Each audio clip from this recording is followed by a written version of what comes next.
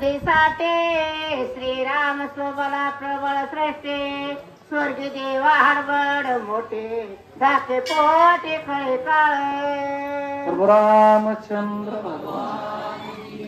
सर्व ऐकणारे भाविभक्त ज्ञानवंत गुणवंत पुण्यवंत या सर्वांच्या चरणी साष्टांग दंडवत करून एवढ्या वापऱ्या शब्दामध्ये कथा सांगण्याचा प्रयत्न करू. सगळ्या रामायणाची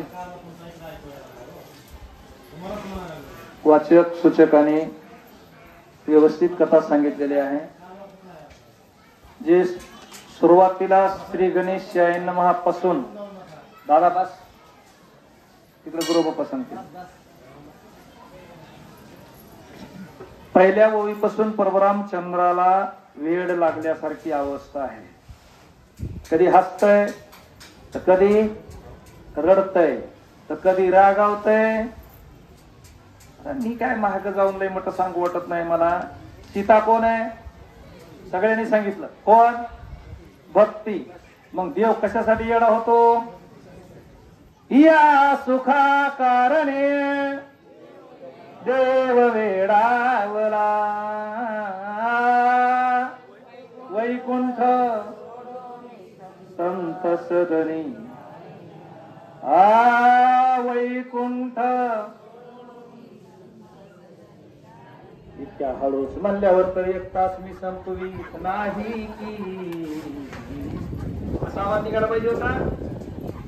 असा बाबा असा आजारी होतो आत्ताच आमच्या कुणा आलंय अंकुरा लावून. आता यांना भूत लागत म्हणले आम्हाला तर रामगात लागत. अरे माझ्या जवळ असतं तुम्हाला कशी भूत लागतील. ते मन इकडे भटकते तिकडे तिकडे. अरे प्रभुरामचंद्राला वेळ लागला. वेडाच्या भरात रडत होते. रडाच्या भरात रागावायला लागले. सगळ्यांनी सांगितलं काळाला शासन करीन ब्रह्मदेवाला शासन करीन. सगळे हडबडले. बाकीचे आता कसं आहे ऊट बुडायला लागला. शिळी म्हणते मी पलीकडे जाईन का. पाण्यात ऊट बुडतोय. शिळी म्हणते उठ मामा मी पलीकडे जाईन का. तेव्हा मला माझे पाय आधार झाले. कसं झालं तर ह्या विचारते ना का लांब नाही. ब्रह्मदेव घाबरला मरतोय. महादेव मरण्याच्या अवस्थेत आहे. विष्णू मरण्याच्या अवस्थेत आहे. इंद्रदेव मरण्याच्या अवस्थेत आहे. आणि बाकीची जी शेंदरी हेंदरी हे म्हणजे आता आपलं कसं होईल. आता तुमचं कसं होईल. एवढा जेव्हा मरायला लागत म्हणलं तुमचा कोण विचार करीन. हे म्हणजे आता काही खरं नाही. मग चांगले माणसं मरणाला भेट नसतील.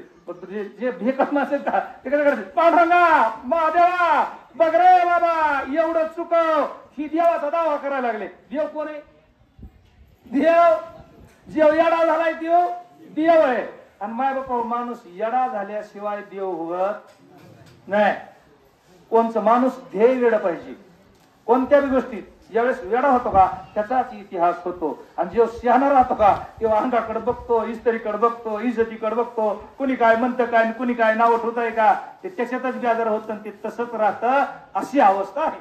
गाणे मान ऋषी शरा धाके का पथर थरा सोबरा देखो श्री रामचंद्र वसुधरा.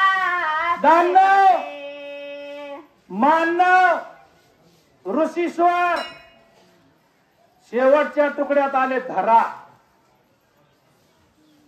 ऐकलं का नाही. पंचमहाभूतापैकी एक धरा आहे.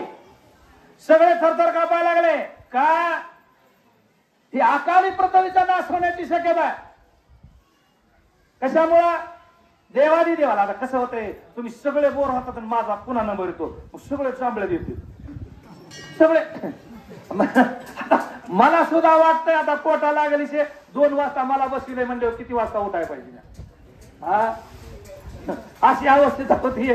काय करा सगळे थरथर कापायला श्रीराम शोभाला निर्वाण दे कोणी स्वमित्रे आपण गावानी धरले दोन्ही चरण क्षमा संपूर्ण करे रामा. भावाला भाऊ असावा. भावाला भाऊ नसावा.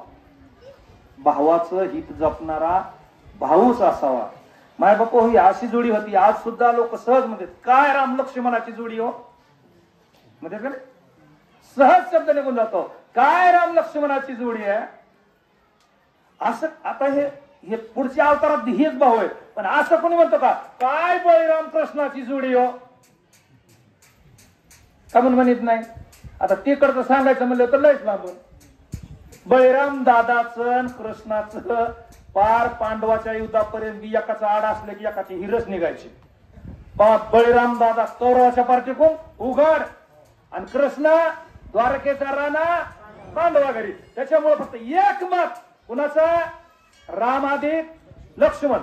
लक्ष्मण रागावला की रामानं धरायचा आणि राम रागावला की लक्ष्मणानं धरायचा. लक्ष्मणानं पाय धरले मला दादा सावधानके कृपामृते भूत कृपळ तो रघुपते त्वा निर्मले भूत श्रेष्ठचे स्थिते ते वेद वेत्ते अवधारे. अरे ही वेदाची स्थिती आहे. वाचक केकनताई केकनवाडीकर, ही वेदाची स्थिती आहे. ज्याला लिहून ठेवलंय, ज्याला करून ठेवलंय.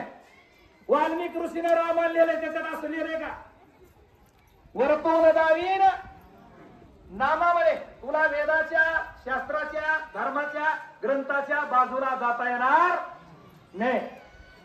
धर्माचे पालन करणे पाखंड खंडन. धर्माच्या बाजूला कोणालाही जाता येत नाही. तू देव असलास, करता करविता असलास, वृक्षाची पाने घालण्याची सत्ता, त्याला सुद्धा शास्त्राच्या धर्माच्या नीतीच्या बाजूला जाता येत नाही. आणि मग रामा कोण सांगते हे कुणाला? आपण तेवढं बी ठिकाणी वाचलो तरी चालतंय. देवाला भक्त सांगतोय का भक्ताला देव सांगतोय? लक्ष्मणा भक्त आहे, सीताई भक्ती आहे. भक्ताच्या आणि भक्तीच्या संगत देव होता. ज्याच्या अंगावर लय किलो किलो सोन आहे तिथं राहिला का अयोध्येमध्ये? अख्खं ज्याचं गाव सोन्याचं त्याचं गाव तरी बघायला गेला का? रावण मारल्यावर विभीषण मला नुसता गण लावायला तरी ये गंध असते ना राज तिलक. राम म्हणला परवडत असलं तर राज्य घे,